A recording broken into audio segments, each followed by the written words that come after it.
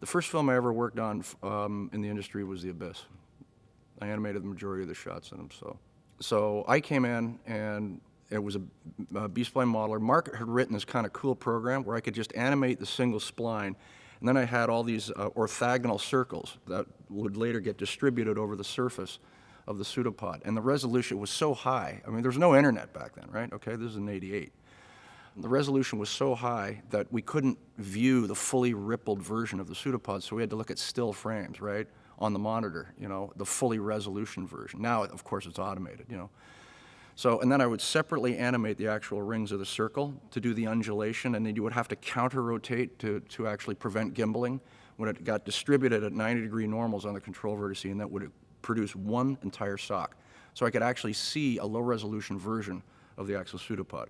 Mark wrote another program whereby it would up the resolution, number one, and number two, it would also add an amplitude and frequency to the surface, producing a sine wave distribution over the surface. Okay, there was only like 3 or 4 of us in the department at that time, right?